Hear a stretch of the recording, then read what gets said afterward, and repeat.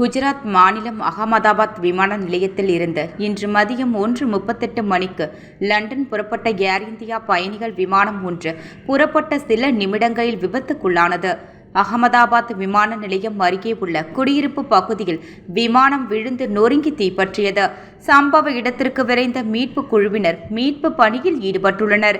விபத்து பற்றி ஏர் இந்தியா வெளியிட்டுள்ள செய்தியில், அகமதாபாத்தில் இருந்து மதியம் 1:38 மணிக்கு புறப்பட்ட போயிங் 787 விமானத்தில் பயணிகள் மற்றும் விமான பணியாளர்கள் என 242 பேர் இருந்தனர்.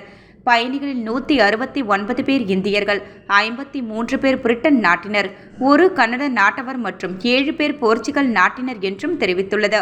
விமானத்தை இயக்கிய கேப்டன் சுமித் சபர்வால் 8200 மணி நேரம் விமானங்களை இயக்கிய அனுபவம் வாய்ந்தவர் ஆவார். துணை விமானி கிளைவ் குந்தர் 1100 மணி நேரம் விமானங்களை இயக்கிய அனுபவம் வாய்ந்தவர் என தகவல் வெளியாகியுள்ளது. விமான போக்குவரத்து துணை மந்திரி ராம்குமார் நாயுடு பிரதமர் மோடி தொடர்பு கொண்டு அகமதாபாத் விமான நிலையம் குறித்து விசாரித்தார். அப்போது மீட்பு மற்றும் நிவாரணப் பணிகளை மேற்பார்வையிட அகமதாபாத்திற்கு விரைந்து சென்றிருந்த பொழுது பிரதமரிடம் நாயுடு தெரிவித்தார்.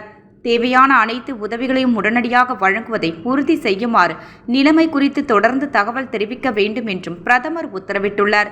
தொடர்புடைய அனைத்து துறைகளும் மிகுந்த எச்சரிக்கையுடன் பணியாற்றி வருவதாகவும் ஒருங்கிணைந்த மீட்பு பணிகள் நடந்து வருகின்றன என்றும் விமான போக்குவரத்து துறை மந்திரியின் அலுவலகம் தகவல் வெளியிட்டுள்ளது.